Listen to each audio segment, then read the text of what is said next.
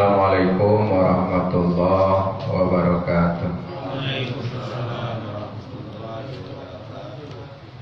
La ilaha illallah, la mawjuda illallah, la ilaha illallah, la ma'buda illallah, la ilaha illallah, la makhluqa illallah, la ilaha illallah, la maqsuda illallah.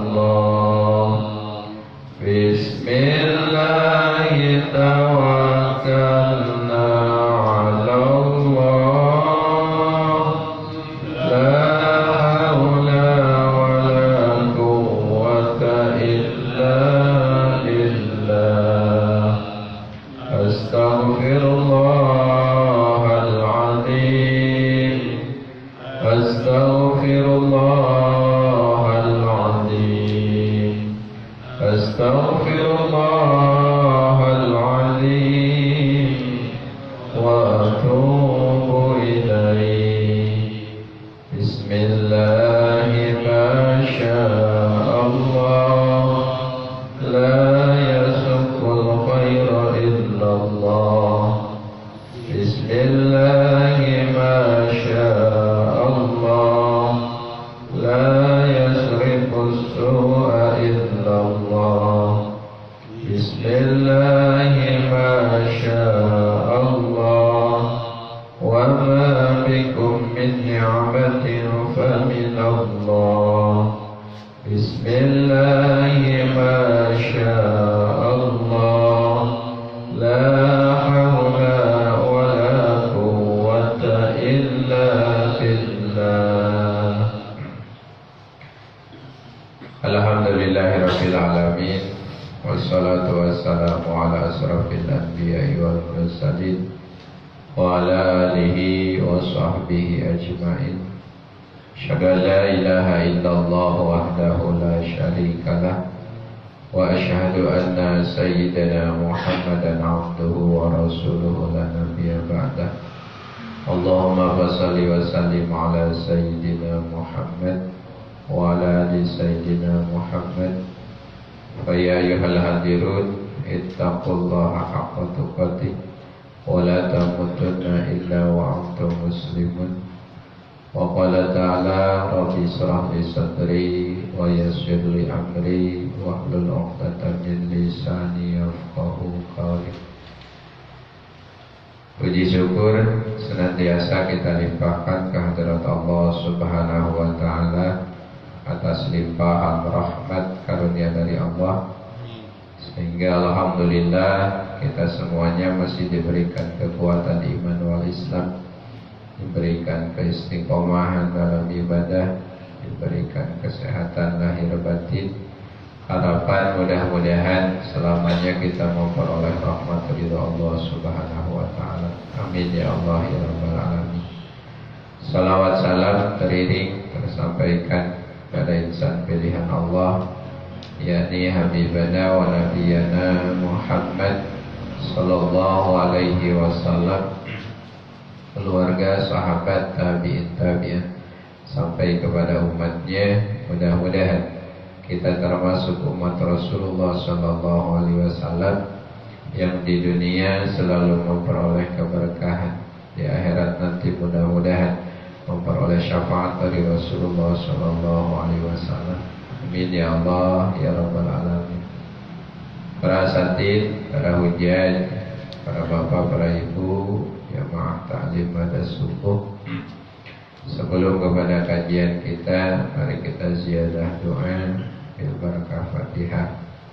Wabil khusus kepada almarhum almarhumah yang telah mendahului kita, wabil khusus keluarga besar Musalla Baitul Huda, Ustaz Ramli bin Haji Hamzah, Bapak Haji Muhaji, Bapak Haji Abdul Rahman, Bapak Haji Sutarno, Bapak Haji Hari, Bapak Nur Hasan, Bapak Eman, Ibu Haji Salamana, Ibu Atma.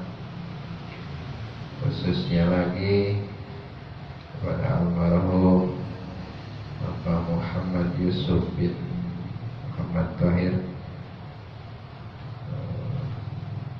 Satria binti Rasbin, Hadis bin Saman, kepada Manhuri bin Surya,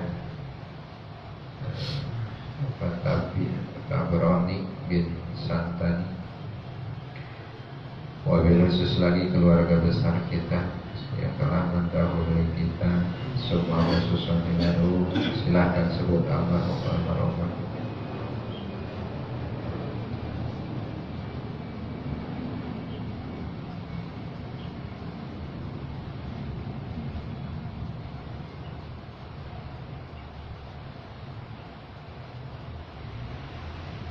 Ghafarallahu dzunubahum wa khatayahum wa ja'ala jannata maswahum wa ja'al qabrahum rawdatan min riyadil jinan wa la taj'al qabrahum mufratan min ufarin minan niran. Sya'ulillahumul Fatihah.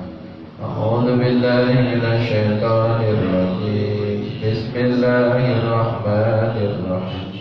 Alhamdulillahi rabbil alamin, ar-rahmanir rahim, maliki yaumiddin. Iyyaka na'budu wa iyyaka nasta'in. Ihdinas siratal mustaqim, siratal ladzina an'amta 'alaihim, ghairil maghdubi 'alaihim waladdallin. Barokah Fatihah kedua kita khususkan kepada yang kurang sehat, yang lagi sakit, kita, keluarga kita, saudara kita, karib kita yang lagi sakit, khususnya umum di mana aja yang lagi sakit. Mudah-mudahan Allah berikan kesabaran, ketabahan. Mudah-mudahan dengan sabar dan tabahnya menjadikan kifarat kepada dosanya. Mudah-mudahan Allah angkat penyakitnya lagi. Dan mudah-mudahan diri kita, keluarga kita, sahabat kita, semua muslimin muslimat umum hamba Allah, mudah-mudahan Allah jaga, Allah pelihara dari berbagai wabah, dari berbagai bencana. Dan mudah-mudahan yang tertimpa musibah, bencana, Allah berikan kesabaran, ketabahan. Dan mudah-mudahan matinya dengan husnul khatimah. Dan bagi kita yang masih diberikan sisa usia oleh Allah, mudah-mudahan kita semuanya tambah ilmu, tambah amal, tambah istiqomah. Harapan mati kita dalam keadaan husnul khatimah. Wala hadhihi wa likulli nabiyyin salihah wa ila rabbina nabiyil mustafa al-Fatihah. A'udzu billahi minasy syaithanir rajim. Bismillahirrahmanirrahim. Alhamdulillahi rabbil alamin, ar-rahmanir rahim, maliki yaumiddin. Iyyaka na'budu wa iyyaka nasta'in. Ihdinas siratal mustaqim, siratal ladzina an'amta 'alaihim, ghairil maghdubi 'alaihim waladdallin. Terima kasih, mudah-mudahan jadi amal soleh kita yang diterima oleh Allah Subhanahu wa ta'ala. Jamaah rahimakumullah, ta'lim kita masih dalam pembahasan tentang salat berjamaah.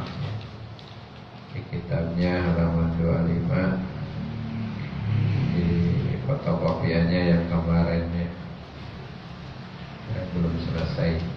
Tadi yang dikasih itu sambungan dari yang kemarin.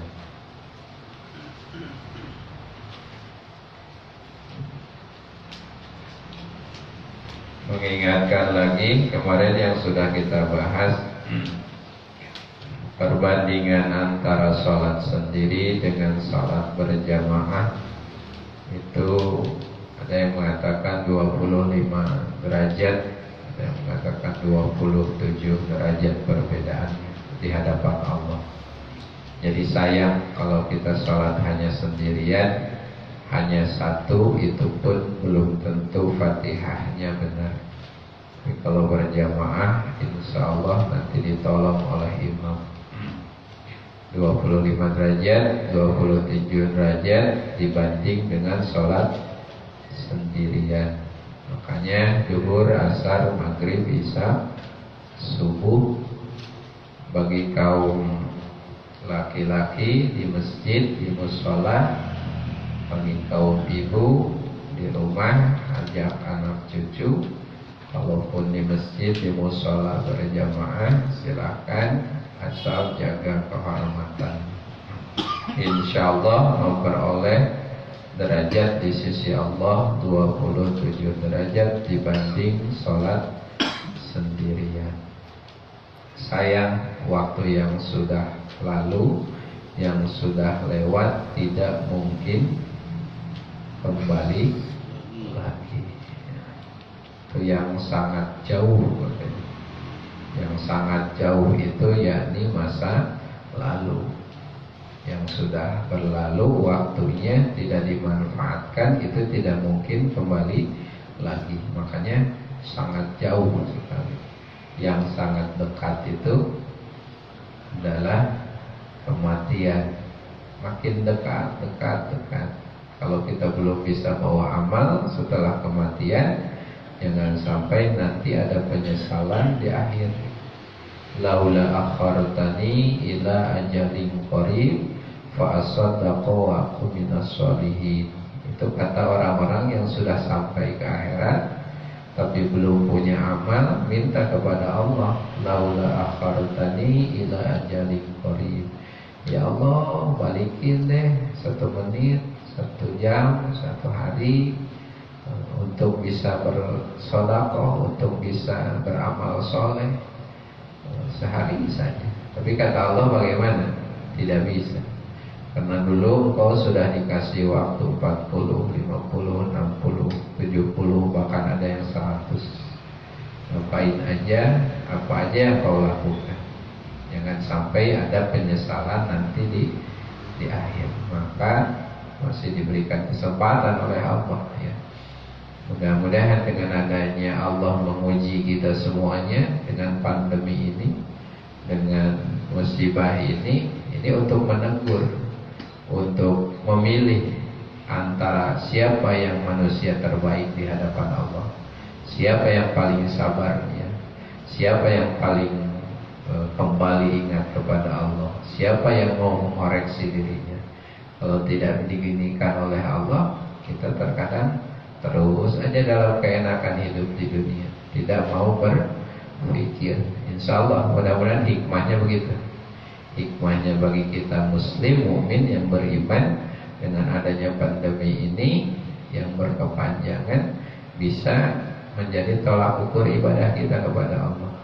Apakah kita sabar, apakah kita taat, apakah kita lebih maksiat, apakah bagaimana.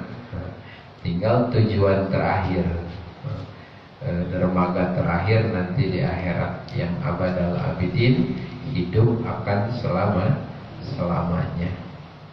Setelah kematian nanti kita akan dibangkitkan lagi, hidup lagi. Di sanalah hidup yang kekal.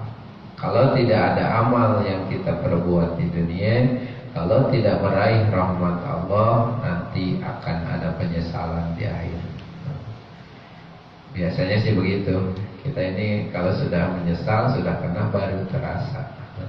Kalau belum ini masih enak-enak aja, masih lupa kepada Allah. Seperti kita diberi musibah atau bencana atau cobaan, kalau belum digitukan oleh Allah, maka kita belum ingat gitu.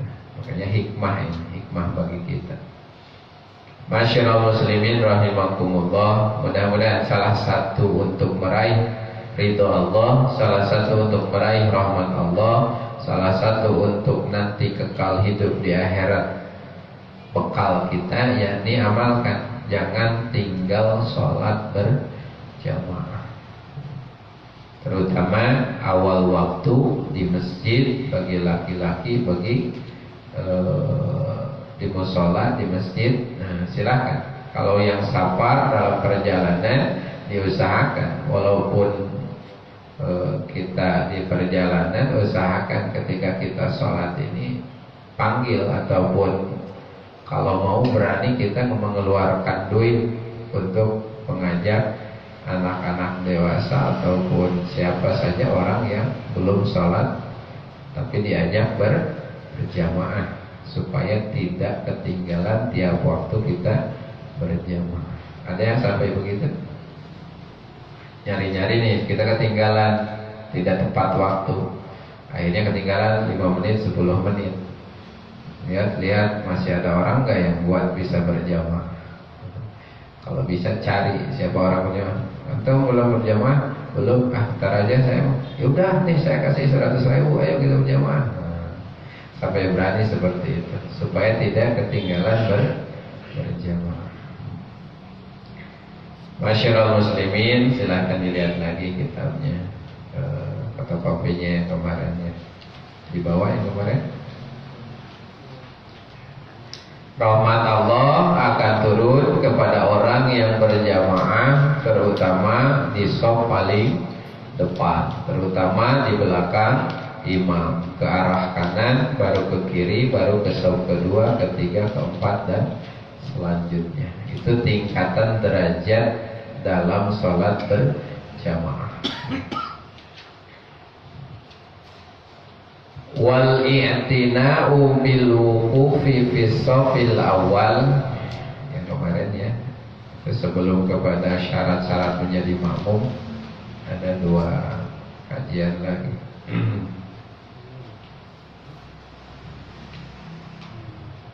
Wal i'tina'u bil wuqufi fi shafil awal, bagi makmum disunahkan memperhatikan pada barisan yang pertama. Fal muhafadzatu alaihi aula minal mubadarati ilal ikhram li idrakir ruku' ma'al imam fi ghairi raka'atil akhirah. Memelihara pada barisan pertama itu aula, lebih utama, lebih afdol minal mubadarati ilal ikhram, daripada cepat-cepat bertakbiratul ihram agar bisa melaksanakan ruku bersama imam. Berarti ini yang masbuk. Sudah ada dalam rangkaian sholat berjamaah nih, 1 shaf, 2 shaf, kita baru datang, padahal imam dan makmum yang lainnya sudah Allahu Akbar, sudah sampai pertengahan Fatihah, bahkan sudah sampai di ujung Fatihah, tinggal baca suratnya. Kita lari-lari buru-buru supaya tidak ketinggalan ruku beserta imam, supaya rakaat pertama itu bisa terhitung ikut dengan imam. Aula, lebih utama menjaga kita datang untuk di barisan pertama daripada buru-buru kita untuk mengikuti imam masbuk. Kita takut ketinggalan sholat berjamaah, rakaat pertamanya ketinggalan.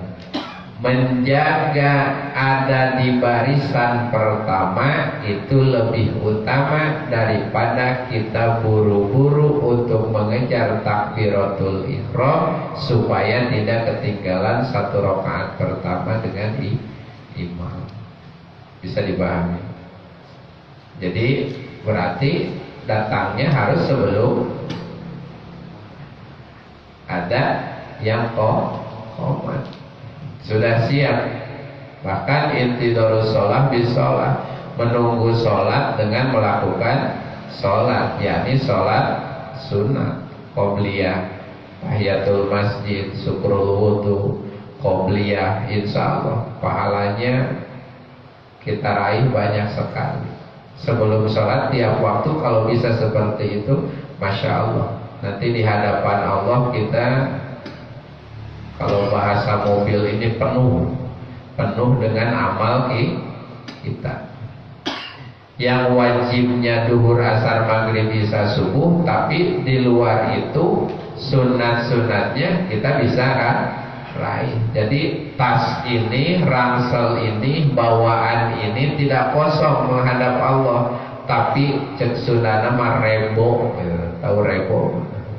Cek sunana rebo. Rebo ini udah apa? Mikul, udah ngejingjing, udah ada di pundak, penuh semuanya. Itu menuju ke akhirat dengan amal kita. Kalau tidak sekarang, kalau tidak dimulai dari hal yang kecil, kalau tidak dimulai dari diri kita sendiri, kapan lagi? Ya, itu kata Agim 3M. Mulai dari diri kita, mulai dari hal yang terkecil, mulai saat ini. Kapan lagi? Mau kapan lagi? Ntar. Kita mah banyak. Ntar deh kalau udah nikah. Ntar deh kalau udah punya anak. Ntar deh kalau udah punya cucu. Ntar deh cucunya kalau udah 10. Ntar deh kalau udah mati. Ada yang begitu? Banyak ya. Ntar kata Ibnu Ruslan, orang itu banyak gofil, banyak lupa. Yaman bidunya hustagol qadgorohu tulul amal awlam yajal fi ghaflatin hatta dana minhul ajal. Dalam nadomannya seperti itu. Yaman bidunya hustagol qadgorohu tulul amal. Hei manusia, kalian ini banyak kesibukan. Qadgorohu tulul amal, kalian ini terkadang banyak tulul amal. Tulul amal ini dientar-entar. Tar sholat zuhur teh masih keringetan, tar setengah 1 masih ada waktu. Tar jam 1 masih ada waktu. Tar selonjoran dulu, gitu. Itu qadgorohu tulul amal. Awalam yajal fi ghaflatin, atau kalian ini selalu lupa saja. Hatta dana minhul ajal, sehingga suatu saat ajal datang kalian akan menyesal. Belum sholatnya, belum puasanya, belum hajinya, belum amal yang lainnya, keburu ajal datang. Makanya kita persiapkan amal dari sekarang. Mudah-mudahan kita bisa mempersiapkan untuk sholat berjamaah. Kalau bisa menunggu sholat dengan sholat, yakni sebelum sholat wajib didirikan beserta imam, maka kita mampu untuk melaksanakan sunat qobliyah. Apalagi ditambah dengan syukrul wudu, apalagi ditambah dengan tahiyatul masjid. Insyaallah pahalanya lebih besar. Makanya di sini menjaga ada di barisan pertama ikut berjamaah beserta takbiratul ihram lebih baik, lebih utama daripada nanti mengejar-ngejar supaya tidak ketinggalan rakaat pertama, mengejar supaya bisa takbiratul ihram sebelum rukunya imam. Farhun, lihat lagi.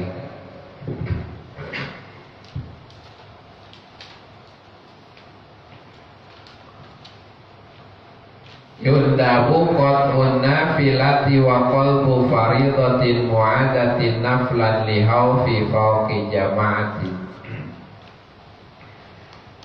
Yundabu disunatkan qat'un nafilah, memutuskan sholat sunnah, wa qalbu faridatin mu'adah, untuk mengejar sholat berjamaah lihau fi fawqi jama'atin, karena takut ketinggalan sholat berjamaah.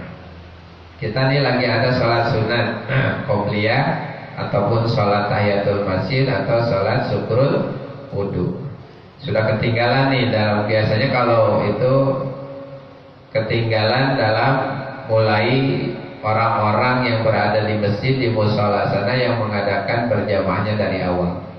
Kalau dari awal insya Allah tidak ada yang melakukan sholat sunat. Kalau yang mau qomat dilihat dulu, apakah ada yang sudah selesai sholat sunat apa belum. Kalau sudah selesai semua baru kita iqomah atau qomat. Makanya ada waktu 10 menit, 5 menit untuk dari menunggu sebelum waktu berjamaah. Itu mengasih waktu supaya bisa sunat qobliyah.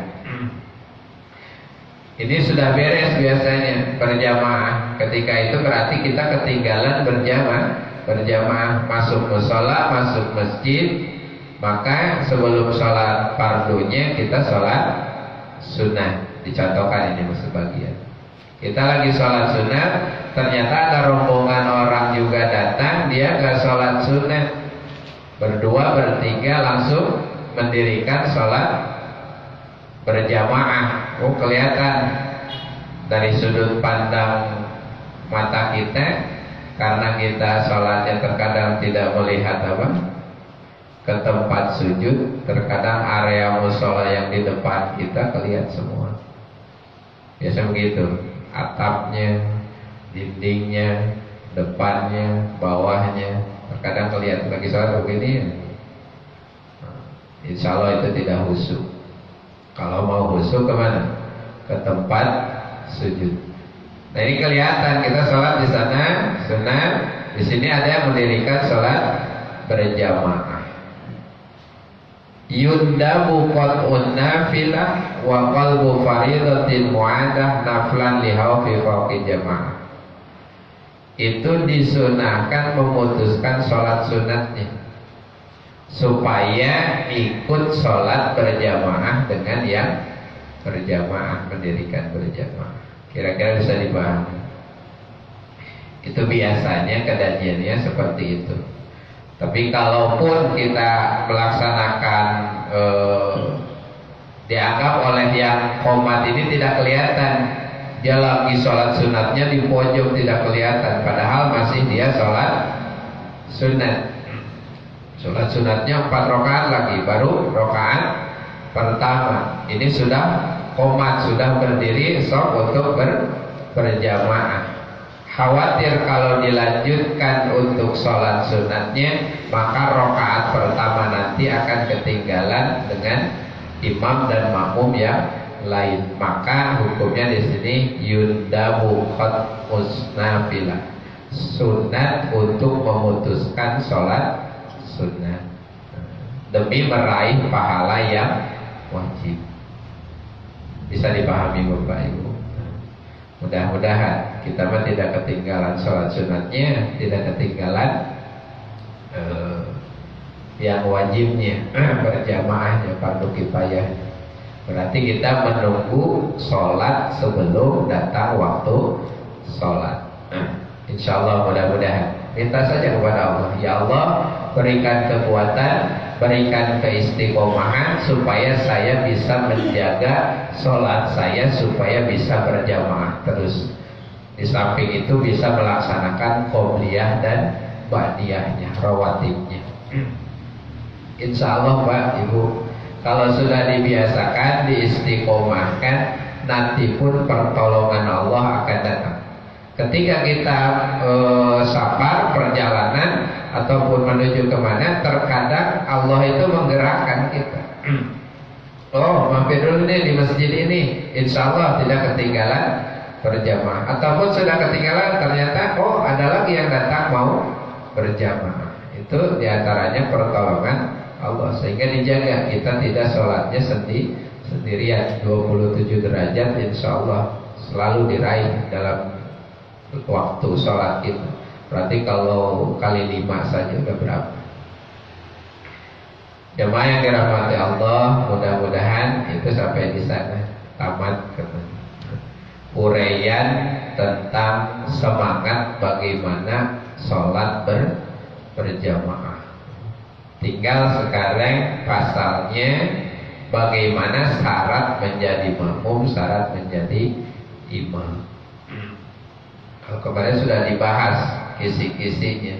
Yang dipilih jadi imam itu yang gimana? yang paling baik bacaan Fatihahnya. Kalaupun ada yang sama, berarti yang paling awal hijrahnya, yang paling tinggi atau sunnahnya sebelum itu. Pelaksanaan sunnahnya, sunnah-sunnahnya. Kalaupun ada yang sama juga, pilih yang pertama hijrahnya. Zaman Rasul, kalau sekarang hijrahnya ini ningkatin amal. Siapa yang paling soleh amalnya? Oh, adapun sama juga nih, amalnya soleh semua. Maka pilih siapa yang paling tua. Itu aturan dalam mengangkat sebagai imam. Mudah-mudahan ya, tiap musola, tiap masjid bisa dilaksanakan seperti itu.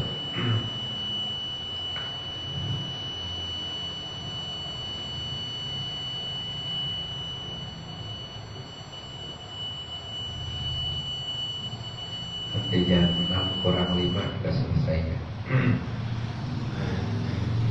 Ada waktu dikit.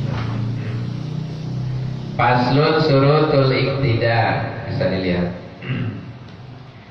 Pasal akan menerangkan syarat-syarat menjadi makmum. Bersama dengan yang ada di Safinatun Najah.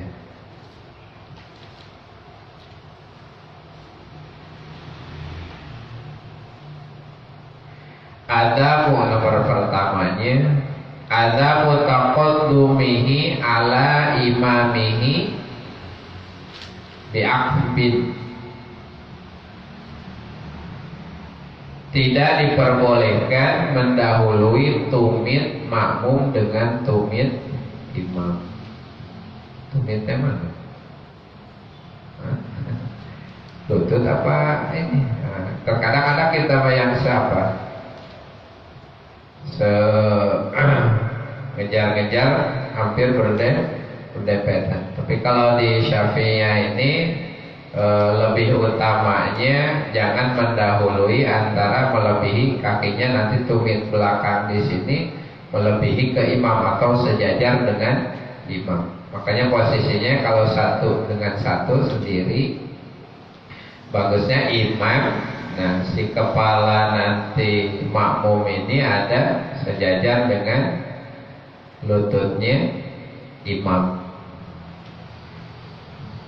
Kalau sudah mendahului ataupun sejajar, itu dianggap tidak sah sholat berjamaah. Kalau dia tidak mufaroqah makmumnya dengan imam, maka tidak sah sholat. Tapi kalau dia mufaroqah, memisahkan diri, menganggap diri berarti dia sholat sendirian, maka sah sholatnya. Itu dalam aturan berjamaah. Kalau ada dua orang, jadi berdiri seorang sebagai imam, ada di belakang paling kanan, maju supaya antara makmum dengan imam ketika kita sujud, kepalanya sejajar dengan lututnya imam. Itu keutamaannya. Adapun mau lebih maju itu tidak apa-apa, asal jangan sampai sejajar dengan imam. Ada mutaqaddumihi ala imamihi bi'aqbin. Jangan sampai tumitnya ini melebihi dengan tumit imam. Ada yang suka sejajar. Kali itu mungkin hilafiyah. Ini kalau di sini di kajiannya kalau Syafi'iyah. Kalau bagi madhab di luar Syafi'iyah itu terkadang lebih hampir sejajar gitu ya. Kalau di sini kita dilarang, tidak diperbolehkan mendahului tumit makmum dengan tumit imam. Kayak kalau ada yang berdua berjamaah, satu di depan, satu ada di paling kanan. Tidak begitu jauh, tidak begitu dekat. Ketika kita sujud, antara kepala kita sejajar dengan lututnya imam. Bisa dipahami? Yang pertama. Yang kedua, waniyatul iktida'i bil imam al-hadiri ma'a taharrumin wa surita fi jum'atin niyatu imamatin ma'ahu wa hiya sunatun fi ghairiha. Wa niyatul iktida, bagi makmum hendaknya niat menjadi makmum. Ini disunahkan bagi makmum untuk niat menjadi makmum. Usolli fardhu dhuhri arba'a raka'atin mustaqbilal kiblati makmuman. Tapi diikuti dengan hati. Kapan diikuti dengan hatinya? Ketika kita takbiratul ihram. Allah. Nah, ketika di sana silakan hadirkan dalam hati niat yang kita baca tadi, usolli. Kalau melapatkan usolli itu namanya menolong supaya hadirnya hati, bukan menjadi rukun. Yang ada jadi rukun ini dalam hati. Niat itu tempatnya di hati. Wa talafudzu biha, mengucapkan niatnya itu sunnatun, hukumnya sunnat. Mengucapkan usolli fardhu dhuhri arba'a raka'atin mustaqbilal kiblati makmuman lillahi ta'ala, itu hukumnya sunnat. Yang wajib itu ketika takbiratul ihram berbarengan dengan takbiratul ihram, di hati kita ikuti niat saya sholat duhur 4 rakaat jadi makmum menghadap kiblat. Kalau semuanya diadakan fardu karena Allah Ta'ala. Yang wajibnya berapa? Kalau dalam sholat fardu wajibnya berapa? Ada 3. Qasdu, ta'yin, fardiyah. Qasdu itu sejak melaksanakan sholat. Ta'yin itu menentukan waktu sholatnya apa. Fardiyah itu nyebut fardu. Yang wajib hadirnya itu 3. Qasdu, ta'yin, fardiyah. Bermaksud sholat, sebut waktunya, fardiyahnya fardunya. Usolli fardhu dhuhri. Udah segitu. Sejak saya sholat duhur. Itu yang wajibnya. Adapun menjadi makmum menghadap kiblat 4 rakaat itu hukumnya sunnah. Jangan disia-siakan sunnahnya. Kalau mampu kita laksanakan. Oh, kalau tidak mampu nih hadirnya cukup begitu. Ketika takbiratul ihram, Allah. Nah, saya sejak sholat duhur 4 rakaatnya menghadap kiblatnya, jadi makmumnya, walaupun tidak diucapkan sah sholat. Itu sudah termasuk niat. Kalau sunnah, qasdu dan ta'yin, menentukan sejak sholatnya dan apakah itu qobliyah atau ba'diyahnya. Usolli qobla duhri, Allahu Akbar, Allahu Akbar. Usolli qobla duhri, Allahu Akbar. Ataupun yang wajib tadi, usolli fardhu duhri. Itu kalau sholat yang fardu. Yang wajibnya, kalau tidak hadir dalam hatinya yang itu, maka dianggap sholatnya tidak sah, karena rukun sholatnya cacat. Yang pertama yaitu niat. Kalau sholat tidak, rukunnya tidak terbawa, maka sholatnya tidak sah. Makanya harus hati-hati. Niat yang pertama. Kapan niat dilakukan? Ketika takbiratul ihram. Adapun kalau yang dibahasakan ucapan usolli itu hukumnya sunnah. Tempatnya niat itu dalam hati. Ngucapin niatnya itu hukumnya sunnah. Kapan hati hadirnya? Ketika mulai takbiratul ihram. Ketika hamzahnya lafaz Allah diutarakan Allah sampai rohnya lafaz akbar, Allahu akbar. Itu insya Allah hadir-hadir. Sejak saya sholat duhur, walaupun dengan sunatnya 4 rakaat menghadap kiblat, jadi makmum fardu karena Allah Ta'ala, insya Allah sampai. Allah, dilatih saja Pak Ibu, dilatih saja. Allah, kira-kira hadirnya itu berapa detik? Sejak saya sholat duhur 4 rakaat jadi makmum fardu karena Allah, bar. Itu harus hadir. Kalau di sini syarat-syaratnya menjadi makmum, haruslah si makmum menjadi niat menjadi makmum kepada imam, bermakmum kepada imam yang ada di waktu takbiratul ihram. Wasurita fi Jumatin niyatu imamah, khusus untuk sholat Jumat bagi imam harus niat menjadi imam. Kalau di luar sholat Jumat niat jadi imamnya ini hukumnya sunnah. Tapi kalau bagi imam di dalam sholat Jumat jadi hukumnya wajib. Bagi imam saja. Kalau di luar sholat Jumat fardu biasa, maka itu sama seperti makmum mengucapkan jadi makmum. Tapi itu dianjurkan sunat muakkad untuk melakukan bagi makmum menjadi makmum, bagi imam menjadi imam. Tapi kalau dalam Jumat si imam jangan sampai ketinggalan niat menjadi imam. Nanti dalam bahasan bab sholat Jumat.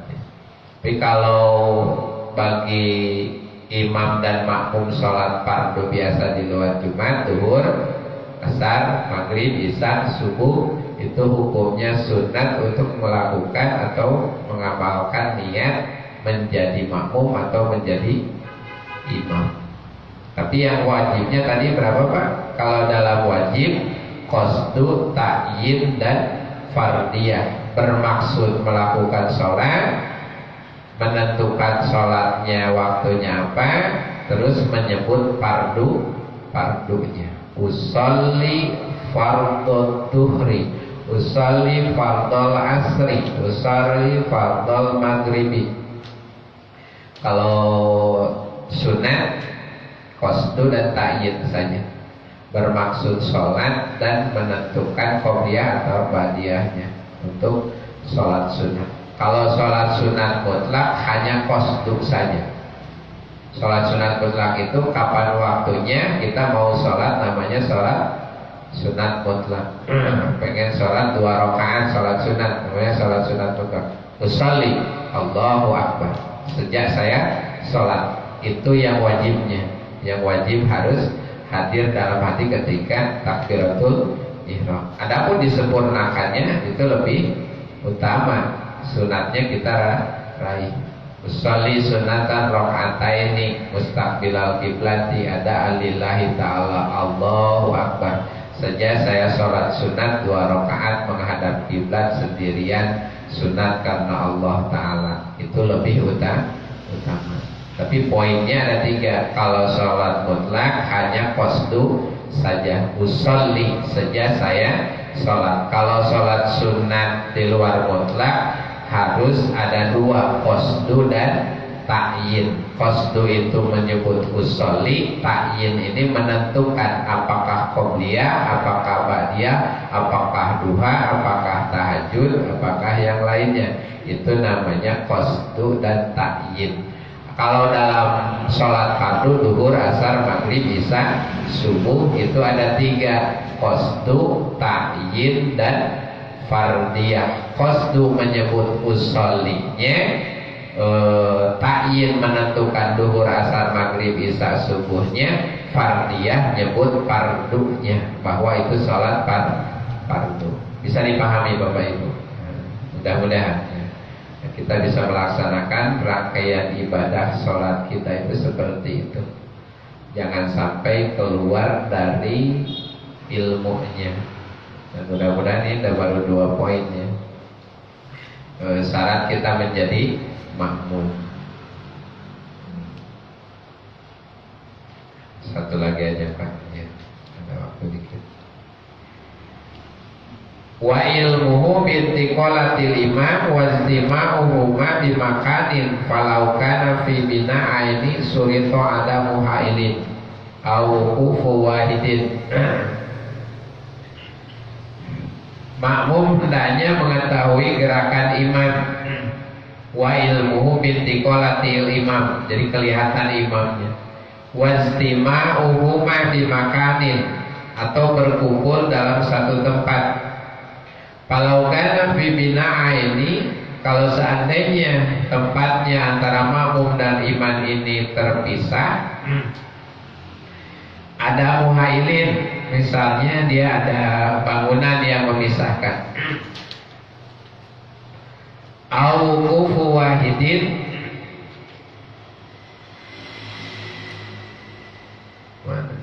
surito ada muhailin, disyaratkan jangan sampai ada yang memisahkan. Tapi seandainya ada bangunan yang memisahkan dia, au kufu wahidin, atau mana tadi itu? Suatu misal di dua bangunan, maka disyaratkan tidak ada tabir yang memisahkan gitu. Kalau dalam ini contoh, berarti ini harus terbuka. Kalau antara perempuan dan laki-laki harus ada yang menyambung, yang terbuka. Jangan sampai kalau seandainya ada dua bangunan, antara bangunan ini dengan rumah di sana masih satu hamparan, tapi jangan sampai ada dinding yang memisahkan, nyambung gitu. Ada yang terbuka nyambung, seandainya dijadikan shop itu nyambung. Itu aturan dalam berjamaah. Au kufu wahidin hidaan manfadin fihi walau waqafa fi uluwin wa imamuhu fi safalin. Seandainya ada juga yang imam di bawah, makmum di atas, atau makmum di bawah, imam di atas. Masjid ini 2 lantai, imamnya di sini, ke atas kedua, ketiga. Nah ini lam yustarot muhadatu ba'di badanihi ala tariqil iraqaini alati rojahan Nawawi. Tidak disyaratkan lurus dengan imam, atau tempatnya tidak melebihi tempat imam. Jadi kalau ada ini bangunan 2 tingkat, 3 tingkat, jadi harus kelihatan antara imam dengan makmum yang ada di lantai 2, lantai 3, lantai 4. Tapi jangan melebihi si makmum ini melebihi imam. Makanya biasanya di Mekah juga kalau imamnya paling depan ya. Tapi kalau lagi pandemi dilihat kemarin agak di belakang, tapi makmum tidak ada yang dikelilingi dengan dekat Ka'bah.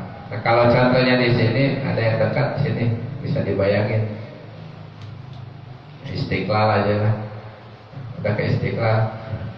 Nah Istiqlal itu lantai 2, lantai 3, lantai 4. Berarti antara imam dengan kedua, ketiga, keempat itu harus terlihat imamnya, tidak ada yang melebihi batasan imam yang di depan. Itu syarat menjadi imam dan makmum. Kalau seandainya dia melebihi dari imam, maka dianggap tidak sah salat.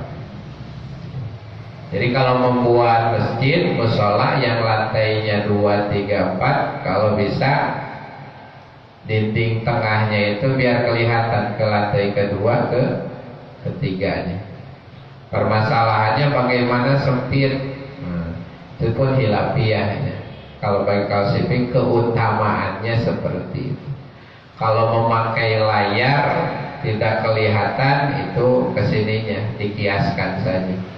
Oh boleh, karena tubihul mahdurat, madarat menjebol ini tidak bisa kejebol, sehingga pakai layar si imamnya kelihatan dari layar. Syaratnya yang utamanya jangan sampai makmum melebihi imam. Jadikan posisi imam itu paling depan. Nah ini diantaranya syarat yang ketiga. Insyaallah di minggu depan kita lebih inikan lagi. Dibaca saja dulu Bapak, mudah-mudahan Ibu ini menjadi ilmu yang bermanfaat.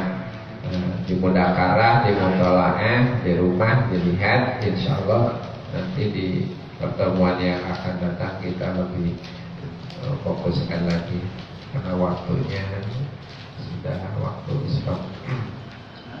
Kurang dan lebihnya mohon maaf. Yang baiknya dari Allah, yang kurangnya dari kekurangan saya mohon maaf. Mudah-mudahan kita semuanya berdoa kepada Allah, kita diberikan hidayah taufik dari Allah Subhanahu wa taala, dikuatkan iman Islam kita, diberikan keistiqomahan dalam ibadah. Harapan mudah-mudahan tambah ilmu, tambah amal, tambah istiqomah, mati kita dalam keadaan husnul khatimah. Kurang dan lebihnya mohon maaf. Yang baiknya dari Allah, yang kurangnya dari kekurangan saya mohon maaf. Subhanakallahumma wa bihamdika asyhadu an la ilaha illa anta astaghfiruka wa atubu ilaik. Hadanallahu wa iyyakum ajmain. Wassalamualaikum warahmatullahi wabarakatuh.